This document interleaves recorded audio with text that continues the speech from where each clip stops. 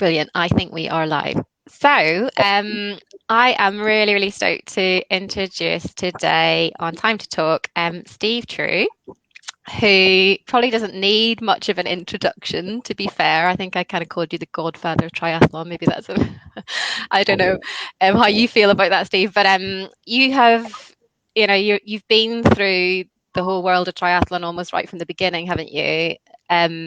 Background as a runner yourself personally before triathlon, am I right in that? And then into the world of triathlon. Yeah, tell me. Sorry, I started as a swimmer through till sort of 18, 19, 20, 21. And I ran off of swim fitness, so running at school, maybe running at college a little bit. And I started teaching, met a very, very charismatic teacher, coach in the borough. He encouraged me to take running a little bit more seriously, which I did.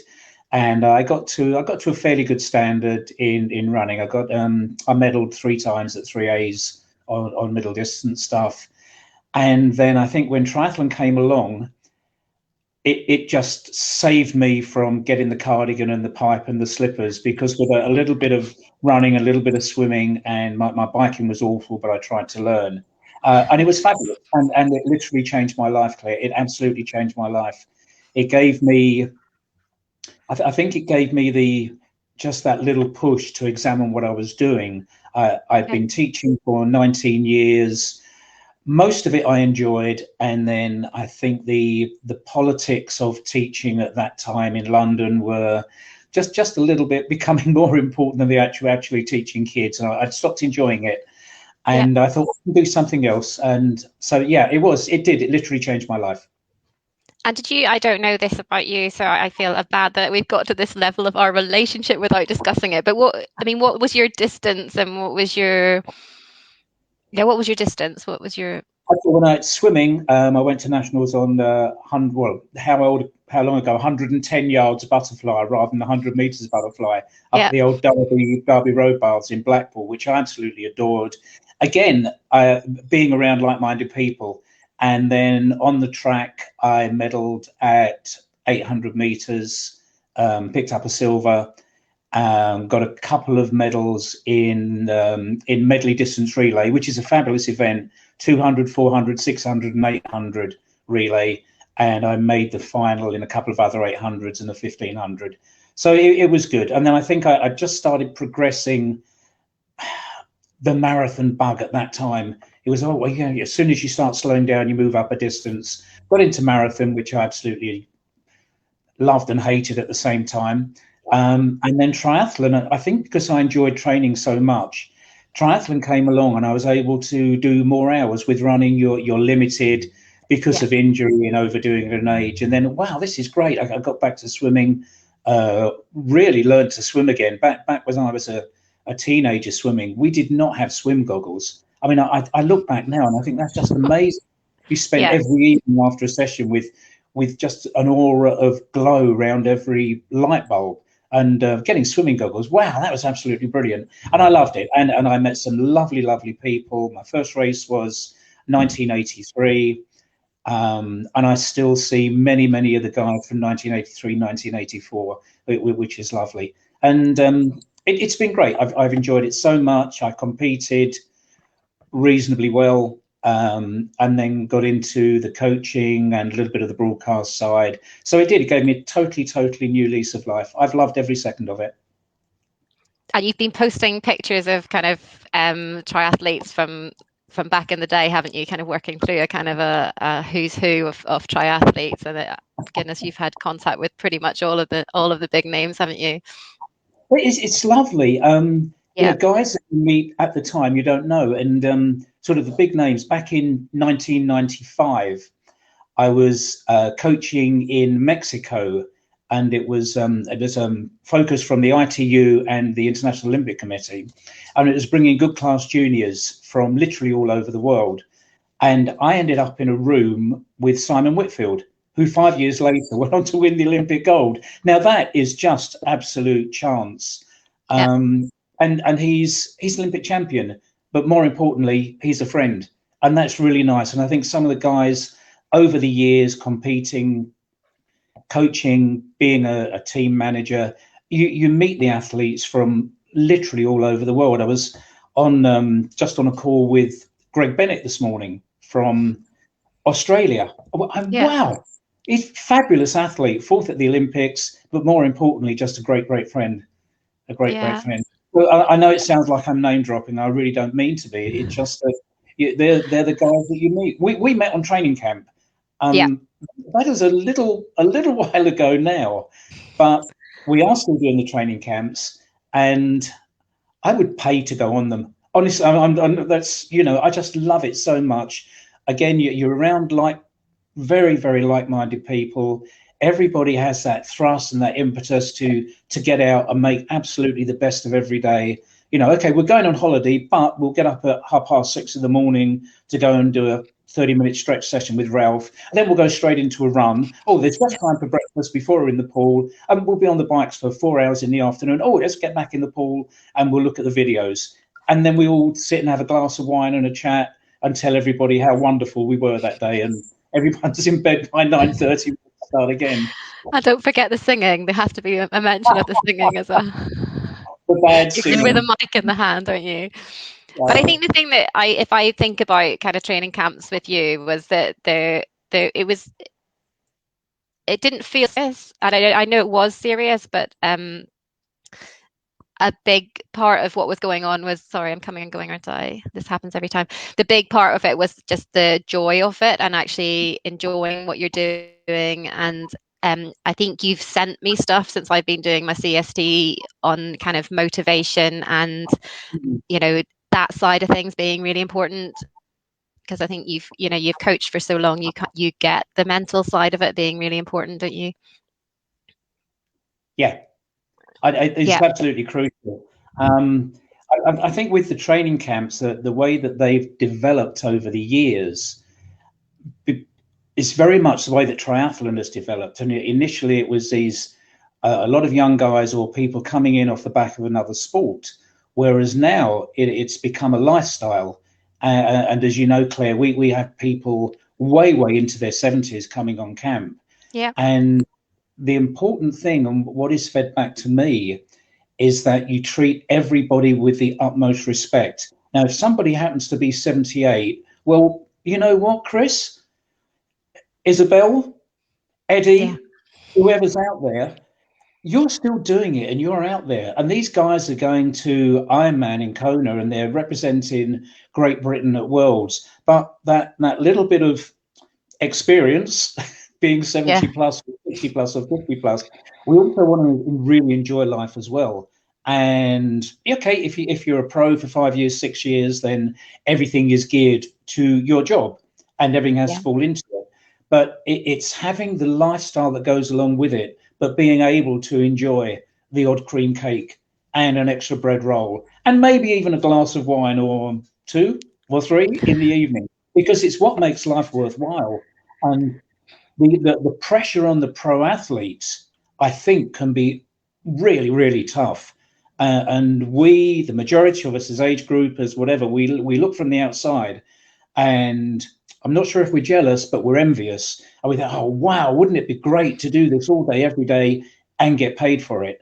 But the thing with the pros is if one thing goes wrong, and I'm thinking particularly injury, then a lot of the life sports go, because that's our job. That's also our hobby pretty much. Probably most of our friends, because that's who we're mixing with. And we lose 3 of the 4 pillars of sort of lifestyle to be on with it. And that can be really tough. Whereas if you become an age group, or if you've got other things in your life as well, then something goes wrong. Okay, we get injured. We've all had injuries. With triathlon, if you get a running injury, hopefully you can still swim, or you can still be on the bike if it's not too bad. And we can still do things. But if the pro gets injured, then if they miss out on one aspect of training, then they've probably lost a season. I mean, injury is definitely... The mental thing that we carry along with it, I think, is so important, because I think everybody realizes how lucky they are to be doing triathlon at whatever age. You know, we're still viewed by a lot of people as, oh, a little bit on the edge there. They're triathletes. They're a little bit crazy, a little bit mad. But inside, we know that we're just about right, actually. We're doing the right things. And I still get off the bike and I just think, you know what, this is ego. I'm just that little bit in front of a lot of people today. It's 8 o'clock. I've been on the bike for an hour and a half. Then I have a stretch. Okay, here we go. We can do that. I'm lucky enough to work from myself, a lot of work from home, and I can choose how I want to train, where I want to train. And one of the things I think now, which a lot of people are dealing with, it is with the lockdown, and we're just beginning to get to the end of it. It's now getting back into the habits that we've built up over however many years. And I hold my hand up to this one. I'm not dreading getting back into the pool, but I'm very, very wary of it because I haven't swum properly for over a year. And it's like, you know, wow, I'm going to be going backwards. Will I make a length? Will I make 100 meters? Will I whatever? Of course I will. But it's still that little bit of fear of getting back to it. And that's my today I book a lane. Wow, how big a deal is that? But as soon as I do, however rough I feel going into the pool, when I come out of it, I'll feel good about myself. You know, and we all do that. Even if you have a bad session, it's a good session because you did something. Yeah. I think that's the thing to remember, isn't it? And I think your kind of point of booking the lane is sort of chunking it down and doing it in little steps sometimes makes it feel easier, doesn't it? But it was because I read a little bit about you before this, and I hadn't realized how much in the way of kind of actual, almost motivational talking that you've done for businesses and everything on the backing of your teaching and things like that. I mean, is that something that you then carried into the world? Did you do that at the same time as all your triathlon coaching and managing, or is that something that predates? I think with again, I think when I left teaching, I started a personal training to begin with, and then I got lucky and I started running some gyms and met a lot of people in the corporate world. And at the same time, another couple of friends of mine were setting up. I don't say motivational speaking. That sounds just a little bit, look at me, I'm so wonderful. But dealing with the stresses in sport and dealing with the stresses in corporate work, and I think all work, there are so many similarities. You know, if we're in work, we want to be successful, whatever we mean by that. In sport, we want to be successful. And we deal with those stresses all the time. And I really so much enjoyed working with, I'm not going to name drop with people, but some very, very well-known people absolutely at the top of their careers in the corporate world. I'm going to do one little name drop.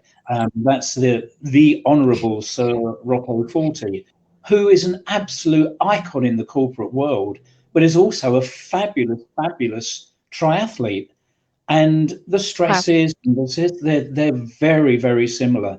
So yeah, it's been great fun working in the corporate world. Centrica, Johnson & Johnson, Price Waterhouse. I think from outside, when I first started going into it, oh wow, here's the stress, here's the pressure. But it's not. Everyone's an ordinary person. We look at world champion triathletes. Oh my goodness, how on earth do I dare inhabit the same universe as this guy? And of course, they're all lovely, lovely people. And it's breaking down those barriers in whatever world we live with. You know, it's good. And with that, what we have to do is to keep away from energy sappers. You know, there's the one, sometimes you get them in the training group, however long they last. Oh, I don't feel too good. I don't want to do distance reps today. I don't want to do that. And same in the corporate world, you know, people who are always looking, well, we can't do that. It's too difficult. No, it's not. It's only too difficult if you try and it doesn't work. Then it proved it was too difficult. But you've got to give it a go. You've got to give it a go. And if I'm just going to continue on that sort of line a little bit, because I know we're going to be pressed for time in a couple of minutes' time. If I can, I will do a little bit of a name drop now. The Sydney Olympic Games, Claire, the very first Olympic Games for triathlon, I was privileged to work with three athletes going into that. Sean Bryce, Great Britain, Kerry Skilfillan, Great Britain, and Iona Winter, Jamaica.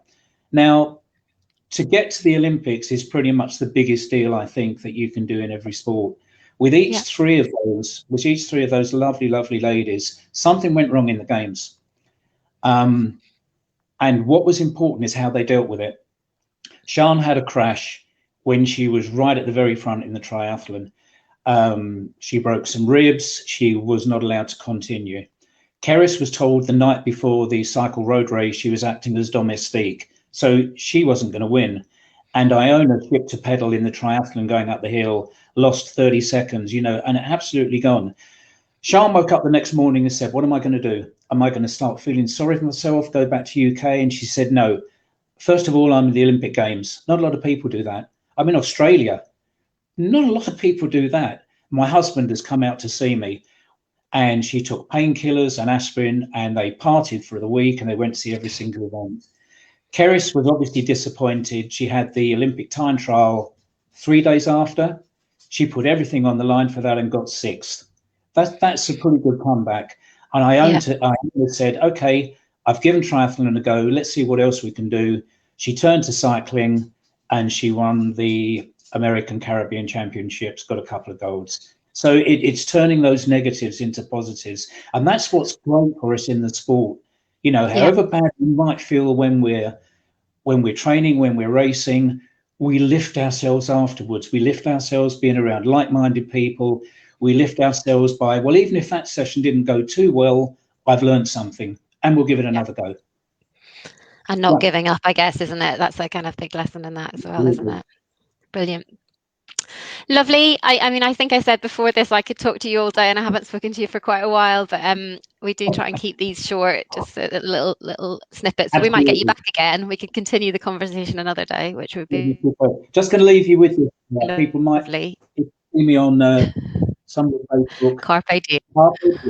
Every single day. Yeah. Thanks, Dave. That was lovely to see you. Take care. Thank you. Bye-bye. Bye. Bye.